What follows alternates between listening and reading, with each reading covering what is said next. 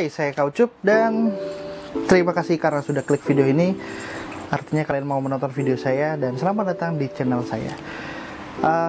Saya tidak menyangka kalau ternyata video soal komet itu banyak yang respon. Ternyata banyak juga yang mau pakai komet karena memang masih baru ya. Dan ini adalah update soal penggunaan gue setelah menggunakan wifi provider komet selama 3 bulan. Yes.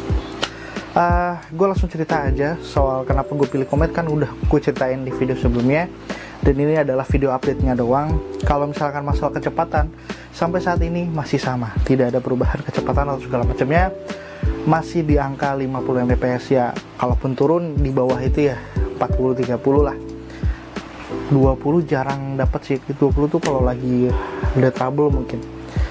Hujan pun masih enak, masih bagus, tidak ada masalah apapun di hujan. Gue hujan, streaming Netflix lancar, semuanya lancar, main game pun enak juga segala macam. Terus paling yang gue cerita aja soal di bulan pertama dan kedua. Di bulan kedua itu gue agak kebingungan. Kebingungannya gini doang, karena masalah kendala bayar. Bukan berarti gue nggak mampu bayar, cuman gue tuh nungguin tagihannya gitu dari emailnya, karena di bulan pertama itu gue dapat tagihannya, nih lo informasi tagihan di bulan pertama. Nah sedangkan pada saat di bulan kedua itu tidak ada, kok nggak ada sama sekali. Gue tuh agak bingung di situ, kenapa nggak ada tagihan soal internet komet ini gitu. Gue tungguin sampai akhirnya diputus tuh baru ada pemberitahuan. Jadi saya tidak harus bayar baru bisa menggunakan layanan internet lagi. Wah, agak bingung tuh di situ tuh. Sudahlah, saya langsung bayar aja. Karena sebenarnya agak bingungnya gini. Kalau informasi soal tagihannya berapa itu ternyata memang sudah ada di M-Banking virtual account-nya, langsung kelihatan. Tapi kalau misalkan di email kan kita bisa tahu nih berapa tagihan yang sebenarnya.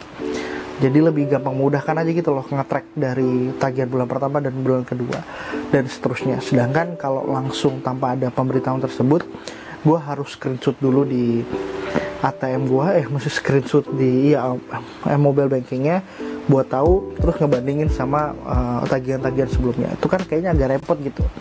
Nah kan kalau email kita tinggal search, gampang, selesai, aman. Itu sih yang gue agak kebingungan. Terus selama 3 bulan ini gue ngalamin 3 buah gangguan. Dan gangguan ini hampir rata-rata 1 dan 2 jam. Paling lama itu 3 jam. Ya. 3 gangguan 2 jam.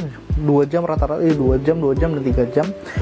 Yang kedua ini enak-enak aja karena kita diberitahu sebelum ada gangguan tersebut, jadi ada perbaikan segala macamnya. Kita di WhatsApp dulu dikasih informasi kalau jam segini sampai jam segini akan ada gangguan. Nah selama bulan pertama itu gue lucunya itu ini sering banget kejadian itu di jam 1 sampai jam 2 pagi itu gue harus nge-refresh modemnya.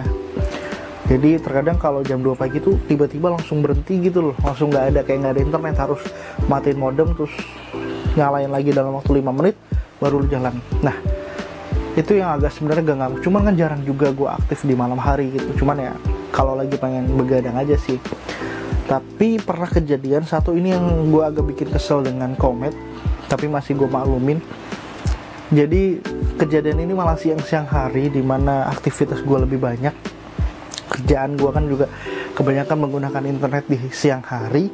Terus dapat gangguan hal ini, gue harus matiin modem, nyalain lagi, 15 menit kemudian gangguan lagi sampai 3-4 kali gitu. Gue laporan ke komet, ada apa nih kok harus matiin segala macam. Ternyata emang ada gangguan dan ini tidak diberitahu sama komet. Diberitahunya setelah gue laporan hal ini. Waduh, agak mengecewakan sih di sini, cuman ya setidaknya masih aman lah karena hanya di hari itu saja. Menurut gue masih gue maklumin gitu, karena tidak sampai berhari-hari ataupun terkejadian berulang-ulang. Dan sisanya pun juga sama, pemberitahuan soal perbaikan sistem itu rata-rata di jam 12, jam 1, dan jam 2 pagi teman. Jadinya ya gue rasa sih masih aman sih kendala. Kalau lu tanya apakah worth it masih menggunakan komet, saat ini sih gue masih bilang masih aman, tidak ada kendala apa-apa yang parah banget, tidak ada. Semuanya enak-enak aja dan gak usah ragu pakai komet. bukan berarti gue promosi ya, cuman ya ini pengalaman aja sih pribadi gue soal menggunakan internet Komet ini. Terus di bulan ketiga tidak ada, rata-rata gitu doang. Oh, satu lupa. Jadi sempat kejadian, gue tuh sebenarnya memang jarang menggunakan, maksudnya jarang main game, mobile game gitu ya. Gue seringnya main Nintendo. Ada kejadian dimana pas itu lagi kumpul sama teman sih di rumah, dan gue main Mobile Legends, ternyata nge-lag abis men. Itu kejadian sore, dan itu kejadian gak 1 kali 2 kali, beberapa kali ya, 4 kalian lah gitu. Pas mereka datang, bahkan sendiri pun juga pernah main Mobile Legends doang itu agak nge-lag. Itu yang agak ngeganggu ya. Nah terus walaupun gue pribadi jarang main Mobile Legends, itu pun hanya ya kalau ada teman yang ngajakin lah, kalau lagi iseng doang. Tapi kalau intens tidak. Itu beberapa kali nge-lag, tapi yang lainnya sih cuma sebentar, nggak lama sih. Cuman ya agak ngeganggu juga sih, karena kan maksudnya lagi seru-serunya main Mobile Legends malah nge-lag kayak gitu. Itu agak keselin sebenarnya. Cuman ya overall sih, karena gue tidak terlalu suka main game dan lebih sering streaming Netflix segala macam, nonton YouTube dengan kualitas tinggi, aman-aman aja. Jadinya ya it's okay lah, tidak ada kendala buat gue. Paling gitu doang sih yang selama ini. Mungkin habis ini gue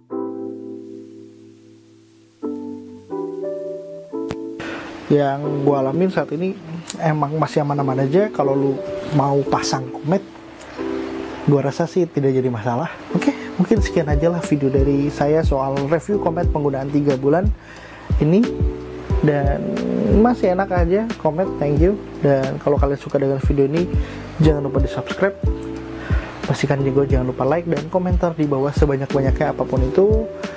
Saya Kaucup, sampai jumpa lagi di next video. Bye bye.